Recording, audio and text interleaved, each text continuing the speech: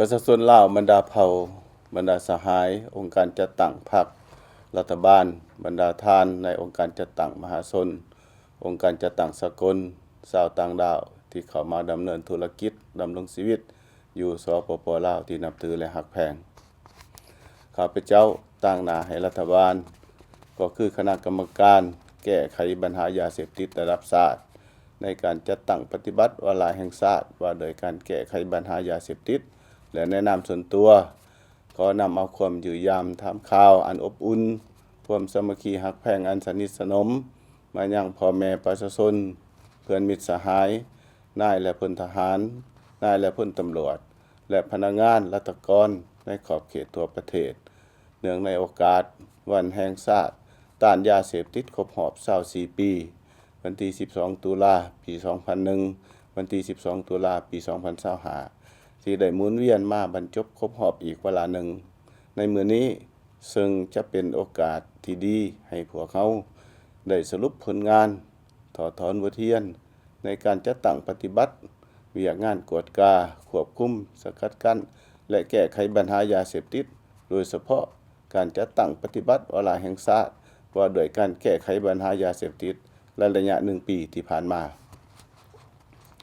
เป็นที่ทราบกันแล้วว่าสภาพปัญหายาเสพติดได้แพร่ระบาดอยู่ในทั่วโลกมันได้เพิ่มความเป็นอันตรายซึ่งติดพันและเป็นต้นเหตุของการก่ออาชญากรรมอื่นๆเป็นต้นการก่อการร้ายอาชญากรรมข้ามชาติอาชญากรรมที่ใส่ความรุนแรงต่างๆที่มีท่าเอียงเพิ่มขึ้นกลายเป็นภัยคมคูต่อสภาพการพัฒนาเศรษฐกิจและวัฒนธรรมสังคมก็คือเสถียรภาพทางด้านการเมืองและความมั่นคงในภาคพื้นก็คือบรรดาประชาชาติในทั่วโลกสปป.ลาวมีที่ตั้งภูมิศาสตร์ในอนุภาคพื้นลุ่มแม่น้ำของมีชายแดนติดจอดกับหลายประเทศสปป.ลาวได้เปิดกว้างการพัวพันร่วมมือกับภาคพื้นและสากลตามทิศเชื่อมโยงเชื่อมจอดกับบรรดาประเทศซึ่งเป็นเงื่อนไขให้ลาวกลายเป็นทางผ่านในการลักลอบค้าขายยาเสพติดขนส่งยาเสพติดและสารเคมีต้นที่เป็นส่วนผสมในการผลิตยาเสพติดสภาพปัญหายาเสพติดอยู่สปป.ลาวก็คือหลายประเทศอยู่ในโลกได้แพร่ระบาดแต่ตัวเมืองไปสู่ชนบทในหลายระดับที่แตกต่างกันได้กลายเป็นสาเหตุพาให้เกิดปัญหาปรากฏการณ์ย่อท้อและอาชญากรรมประเภทต่างๆจำนวนคดียาเสพติดผู้ถูกหานักโทษผู้ติดยาเสพติดและจำนวนยาเสพติดแต่ละประเภทที่ยึดและจับได้เพิ่มขึ้นอย่างน่าเป็นห่วงเล่ห์เหลี่ยมการเคลื่อนไหวลักลอบขนส่งค้าขายจำหน่ายยาเสพติดมีลักษณะเลิกแลบแนบเนียนด้วยหลายวิธีการมีรูปการที่สลับซับซ้อนมีการสุกเสืองผสมสิ่งเสพติดลงในผลิตภัณฑ์บางชนิดที่สังคมนำใช้และบริโภคประจำวันกลุ่มคนเหล่านั้นเคลื่อนไหวเป็นกลุ่มก้อนเครือข่ายแน่นหนาเสื่อมโทรมทั้งภายในและต่างประเทศนำใส่พาหนะและอุปกรณ์ที่ทันสมัย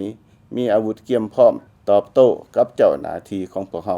ย้อนเห็นได้ภัยอันตรายและความจำเป็นตัวจริงในการแก้ไขปัญหาดังกล่าว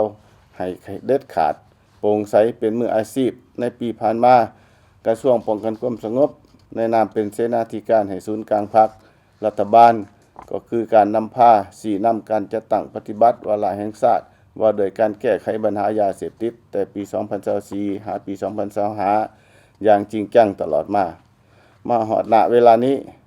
แม้นเป็นระยะสืบต่อของการจัดตั้งปฏิบัติเวียกงานดังกล่าวฮอดท้ายปี2025ซึ่งทุกภาคส่วนทุกแขนงการที่เกี่ยวข้องได้สุมใส่ฮกเวียกจุดสุมที่กำหนดไว้ทั้งได้จัดตั้งปฏิบัติเข้าสู่เวียกงานตัวจริงอย่างต่างหน้าโดยเฉพาะแม่นเวียกงานสร้างความรับรู้ทั่วสังคมโดยการโฆษณาสร้างจิตสำนึกศึกษาอบรมเผยแพร่ระเบียบกฎหมายผลหายของยาเสพติดบรรดากิจกรรมปิ่นอ้อมที่แสดงถึงผิดภัยผลหายของสิ่งเสพติดอย่างกว้างขวางและต่อเนื่องพิเศษในปี2025นี้คณะกรรมการแก้ไขปัญหายาเสพติดระดับชาติของเฮาได้จัดงานแข่งขันเพลงห้องก่อนขับลำและละครสั้นทั่วประเทศครั้งที่1ขึ้น ภายใต้หัวข้อพิษภัยผลหายของยาเสพติดซึ่งมีผลงานเขาแข่งขันอย่างหลวงหลายผลการแข่งขันนี้ก็แสดงให้เห็นว่าการสร้างความรับรู้ทั่วสังคมได้เฮ็ดให้นักเรียน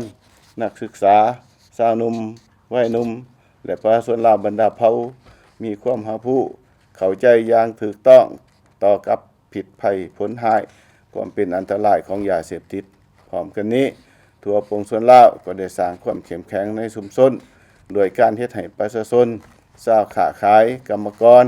และชาวนาตื่นตัวเข้าร่วมสกัดกั้นและแก้ไขปัญหายาเสพติดเพิ่มขึ้นเป็นต้นสถาบันครอบครัวบ้านชุมชนภาครัฐภาคเอกชน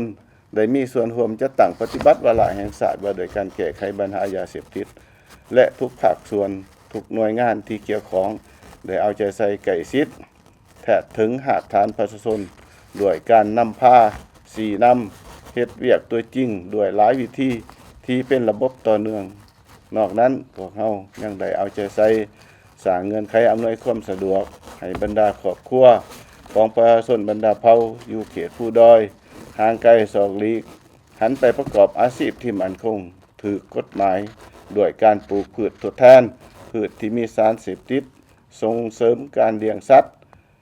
ปลูกพืชพักเป็นสินค้าเพื่อจำหน่ายภายในและส่งออกขายต่างประเทศสำหรับผู้ถือขอให้จากยาเสพติดแม้นได้รับการบำบัดปิ่นปัวฟื้นฟูในศูนย์ปิ่นปัวและโรงหมอชุมชนของรัฐมีประสิทธิภาพพอสมควรในปัจจุบันรัฐบาลได้สร้างศูนย์บำบัดปิ่นปัว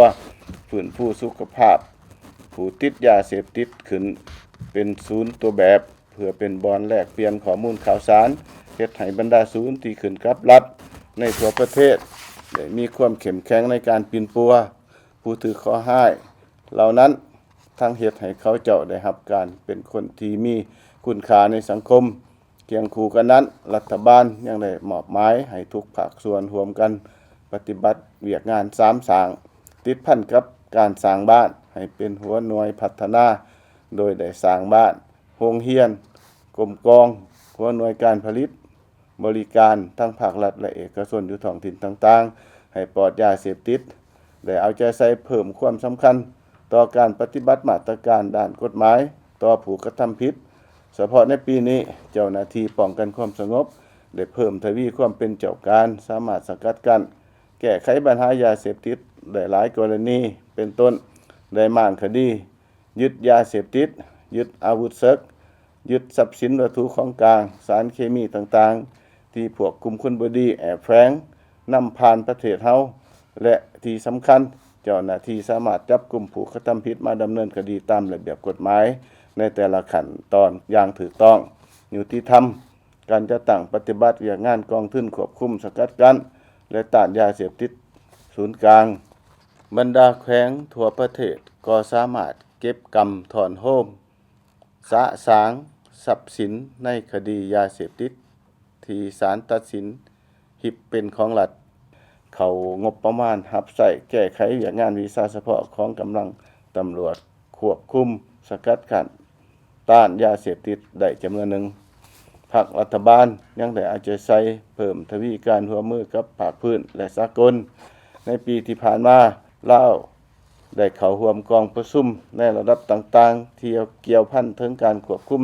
สกัดกั้นและต้านยาเสพติดก็คือสปป.ลาวได้เป็นภาคีสนธิสัญญา2ฝ่าย3ฝ่ายและหลายฝ่ายว่าโดยการควบคุมสกัดกั้น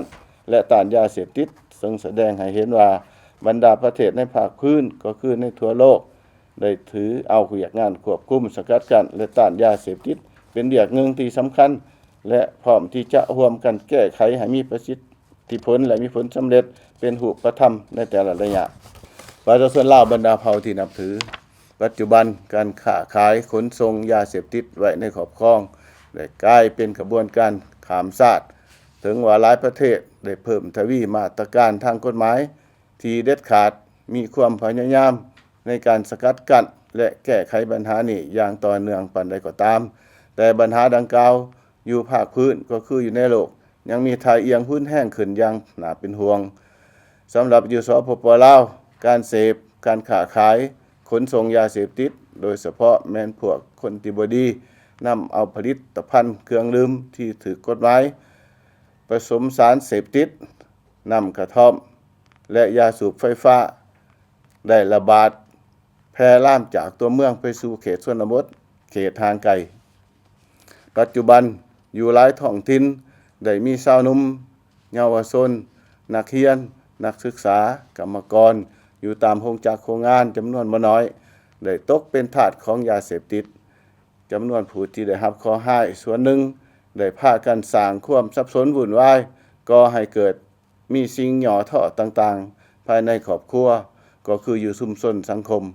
เกิดมีการขี่ลักงัดแงะปูนจี้ชิงทรัพย์ลักพาตัวฆ่ามนุษย์ละเมิดกฎจราจรพาให้เกิดอุบัติเหตุตามท้องถนนก่ออาละวาดผิดเถียงตีกันและอื่นๆดังนั้นเพื่อสกัดกั้นบ่ให้ปัญหายาเสพติดที่เป็นต้นเหตุก็ให้เกิดปรากฏการณ์หย่อท่อในสังคมและเพิ่มความร้อนแรงขึ้นนั้นในตอนหน้าข้าพเจ้าเรียกร้องมายังกระทรวงองค์การและท้องถิ่นทุกๆขันในทั่วประเทศจงได้ให้การร่วมมือและเอาใจใส่บางปัญหาดังนี้ 1. ให้ถือเอาเวียกงานควบคุมกัดกันและต้านยาเสพติดเป็นพันธะเป็นหน้าที่ของทุกภาคส่วนนับแต่ขันศูนย์กลางลงฮอดท้องถิ่นพร้อมทั้งกำหนดเอาเวียกงานดังกล่าวเขาเป็นเวียกจุดสุมหนึ่งที่ติดพันกับเวียกงานก่อสร้างหากฐานการเมือง